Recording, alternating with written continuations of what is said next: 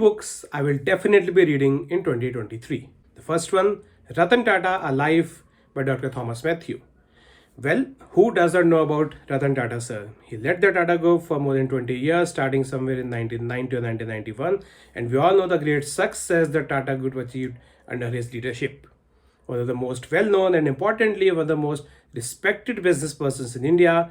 His biography is something which is definitely going to be a bestseller, I'm quite sure, and it surprises me actually that no authorized or definitive biography has been written on Ratan Tata sir till yet. He recently had his 85th birthday, and yes, luckily we are finally going to see authorized biography of Ratan Tata sir by Dr. Thomas Matthew. It will be releasing in March end. Dr. Thomas Matthew is a retired bureaucrat. He has been working on this biography since past almost 4 years, I guess. What I read that he started working on this in 2018. I'm sure this book is going to be an absolute delight for all those who love to read about businesses and all those who like to read biographies. So fun book, definitely on my to be read list in 2023. The next book is Revolutionaries, The Other Side of How India Won Its Freedom by Sanjeev Sanyal sir. I've been a fan of everything Sanjeev Sanyal sir writes. I've read his books on history. I've read his fiction book, a book of short stories. I've read his book on India's economics, and I've loved all of his books, and especially the one Land of the Seven Rivers is what I loved the most. It's a book on India's history, or to be specific, a history of India's geography. Now in this book, Revolutionaries, the Sanjeev sir talks about those revolutionaries who you can say did not get the due credit in India's history books. They were a set of people who believed in armed revolution and armed revolutionary struggle to bring independence.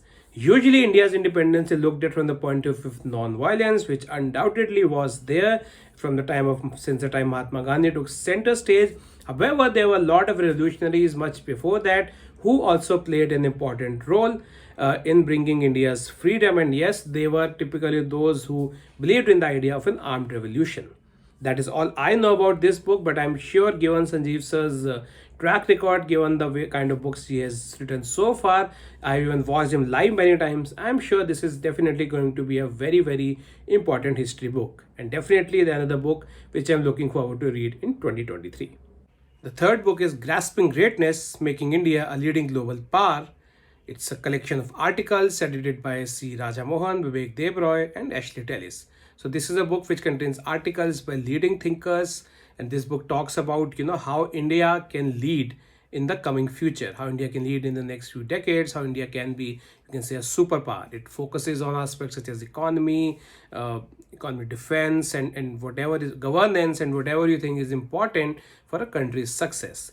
With articles from all eminent personalities and with editors such as C. Rajamohan, Vivek Debroy, sir, and Ashley Tellis, I'm sure this is going to be a very, very interesting and a very important book.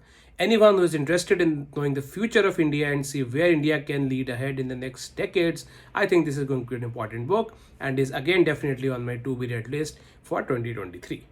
Well, this is it. This is just a small list of what I will be reading in 2023. I'm sure I'll be reading many more books and will be bringing their reviews to them in the next year. Until then, goodbye, and wish you all a very happy and prosperous new year 2023.